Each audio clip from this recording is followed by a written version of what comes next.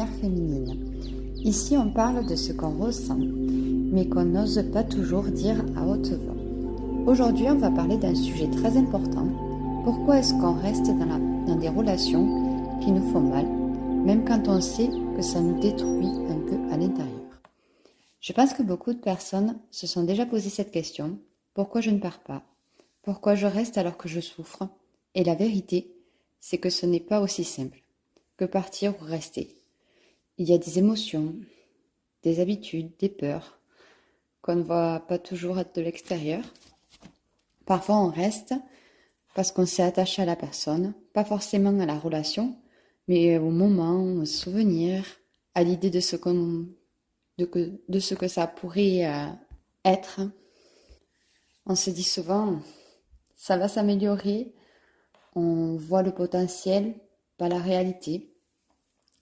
Et on reste en attendant la version idéale de la personne. Partir, ça veut dire se retrouver seul et parfois cette peur est plus forte que la douleur qu'on vit dans la relation. Même une relation douloureuse peut devenir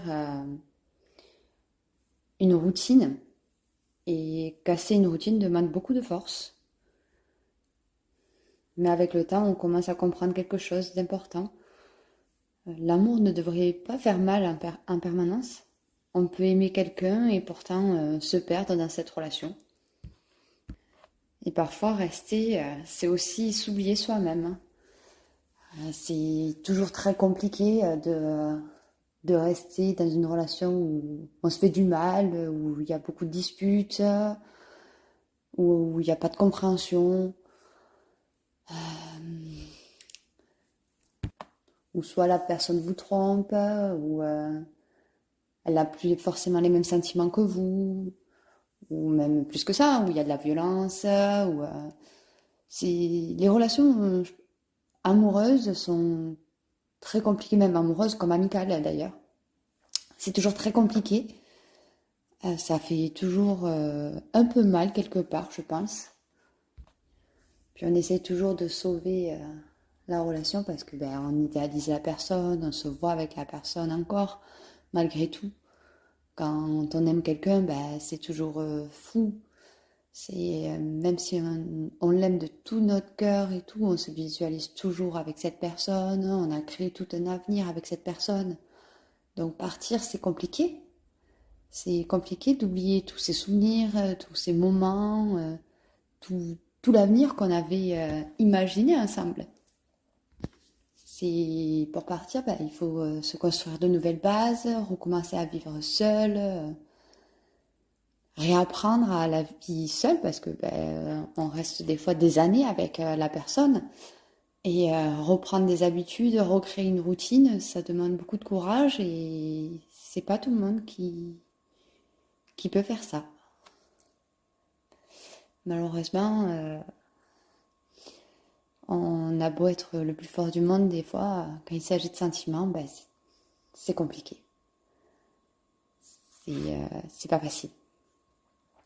Et moi, la première, je sais que je suis dans une relation compliquée maintenant qui va avoir 7 ans. Elle a 7 ans d'ailleurs, cette relation, depuis 2025, donc du coup, elle a 7 ans, ma relation. Et j'avoue que même avec tout ce que je vous ai dit, même après la tromperie, je suis encore là. J'essaye. Je me suis dit des fois qu'il fallait mieux que je parte, qu'on arrête, Mais je pense que l'amour est tellement grand que je passe outre. Dans ma tête, c'est impossible et inimaginable à réaliser que j'ai un avenir sans cette personne. Donc voilà. Mais si tu es dans cette situation, je veux que tu saches quelque chose. Ce n'est pas de la faiblesse. C'est humain de rester, d'espérer, de vouloir sauver quelque chose. Mais un jour, peut-être que moi aussi d'ailleurs, je me poserai cette question et je me dirai, est-ce que cette relation me fait grandir ou est-ce qu'elle m'éteint? pense que quelque part, ma relation me fait encore grandir et que je ne suis pas arrivée à bout de cette relation et que c'est aussi pour ça que je reste.